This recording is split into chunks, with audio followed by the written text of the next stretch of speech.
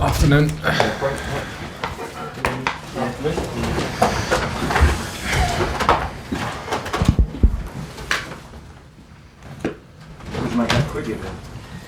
Brilliant stuff. Brilliant stuff. Some of the best sport I've seen in a long time. Yeah, incredible. Good afternoon, Gary. Do you want to kick things off? Yeah. Hello, Frank. Thanks for your time. Can we get the injury updates? Yeah, N'Golo Kante is not fit. So the continuation of his ankle problem. So he won't be travelling with the French squad either. Had a conversation with Didier Deschamps, and we both agreed it was the best thing for him. So let's try and get him fit over the break. Pedro is not fit, and hopefully should be fit the other side of the international break as well.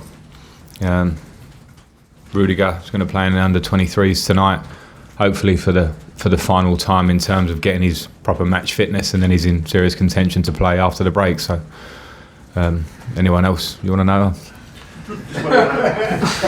How much of a setback it is Kante still not? Yeah, it's of course it's a setback, but my focus then has become to making sure he's okay, because he's had 4 years of constant football at an incredibly high level, energy level, output level.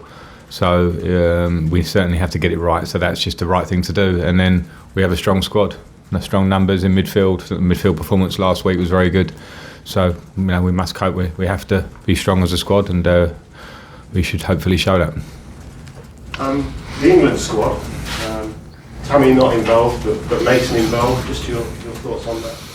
Well, delighted for Mason, and great recognition. He had it at Derby, and fortunately got injured and missed out. When I think he was going to potentially be involved to start, so he hasn't played quite yet, and delighted for him after the start he's had. And with Tammy, there's competition up front.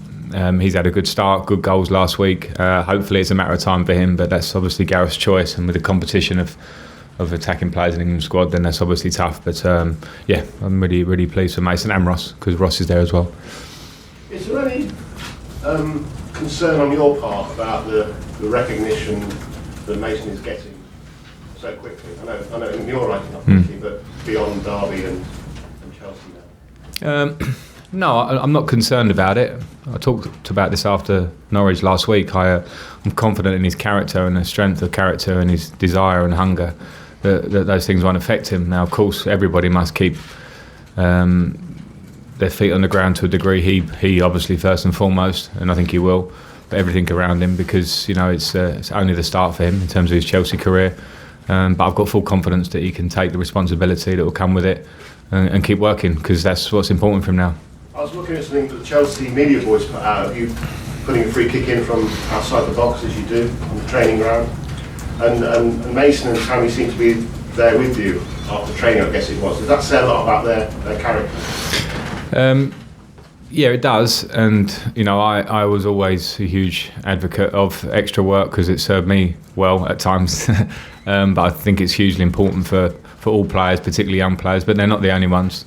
Other players are very prepared to stay out. It's something that we try and really encourage here, is extra work, not always shooting. It might be physical work, it might be anything to do with your game. But in terms of those two, they are very hungry, and that's why they were there. And yeah, they also stick them in the top corner regularly. But it's my one was probably 1 of 10, so I was pleased that the camera got that one.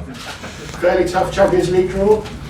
Yeah, I think so. I saw the early reports were that all the English teams have seemingly had pretty good draws. There never is an easy draw in the Champions League. Where one team was a semi-finalist last year. Valencia, a very strong team always and dangerous.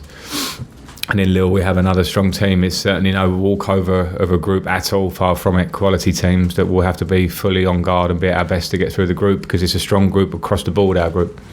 You've got happy memories of Valencia, I guess. You scored on the way to lifting the Champions League trophy.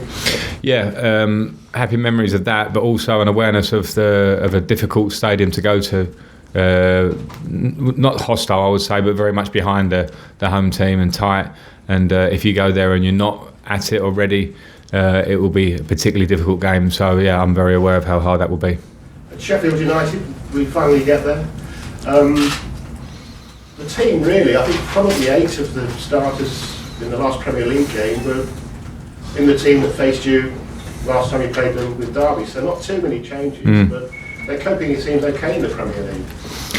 They are. They've started well. I was hugely impressed with them last season. Their style of play, formation and style, and of course the job that Chris has done there.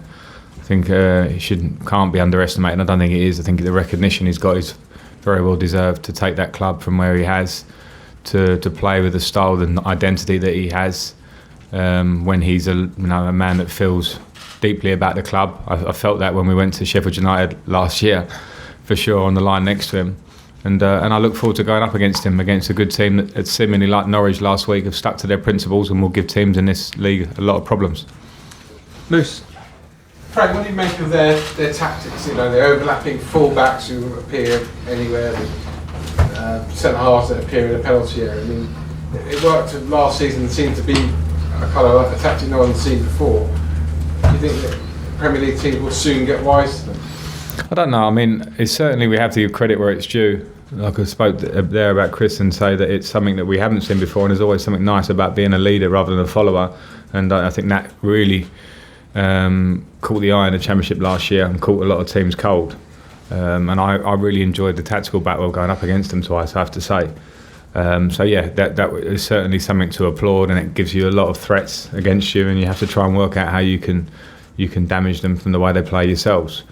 In terms of the Premier League, we'll see whether they adapt slightly, how quickly teams will be able to adapt against their style.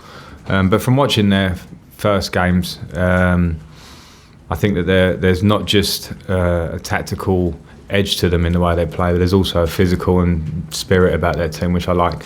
And I think that's been that may have grown slightly with the fact that they've trusted in a lot of those players that got them up. I like the style of that. I like the way that they've said, here you go, now go and prove it in the Premier League. And so far they are far from letting themselves down. Not that you were really under pressure, but last week would have lifted any kind of concerns off your shoulders, wouldn't it? Well, yeah, for a nice weekend, yeah, sure, because we need to win games here. We've been playing well in big parts of games and not getting probably what we may deserve, but that's the reality of the league. You can't keep crying about that because you need to win. So it certainly helped, not just myself, but staff who are working towards something, players that were feeling good about, I think, lots of things we were doing, not quite getting the results we did at Norwich. But as the dust has settled for that personally for me, I still think we have a huge uplift in that, because I've watched the game back. I know that there are lots and lots for us to improve on, and the players know that. So that's good. That's a good sign. We got a result. We played pretty well, but I believe there's a lot more, and now we do have the confidence of that win, but we can't rest on that. Obviously, it's important to back it up. Finally from me, Mason called up yesterday, was great for him, great for Chelsea as well. James Maddison also called up, people saying, will they be able to play together for England? Where will Mason play? I mean, for someone who was in an England team where forever it was Frank Lampard's in the squad, can him and Steve Gerrard play together? Where will they play together? What would your advice be to Mason when he meets up with England? I can't believe you've gone Lampard Gerrard. I thought we've moved on. I understand the point. I think. It's a clumsy question. You understand the premise. Clumsy, I expect, but no, I think. There's been a lot of talk about my generation with England and ourselves, and we certainly won't delve back into that. But what I will say is, now sitting on this side of the fence, that we're good, intelligent players, and I hope we were intelligent players. But now, for instance, we played last week with Ross Barkley and Mason in the same team on the same side of the pitch.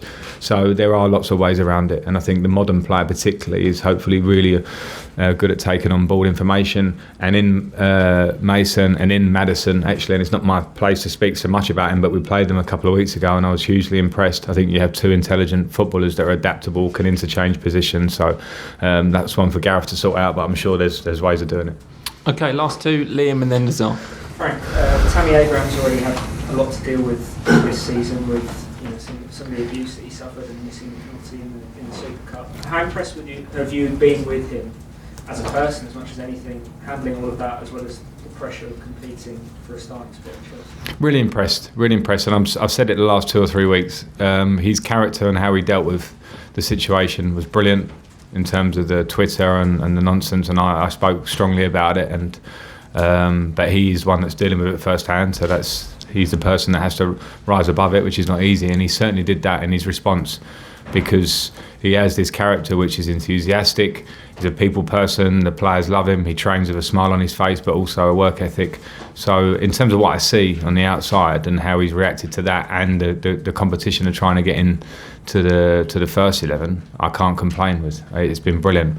But back to Mason a bit and back to young players, that must stay and improve all the time now. Just about football. I mean, because he doesn't, 2 goals will not make or break. He has to now go, that's the start. And I have a feeling he is that kind of character. He's had a taste and he needs to push on, because there's competition up front. And I'm not playing young players for the sake of it. Tammy's playing at the minute because he deserves it, but he'll have to continue deserving it.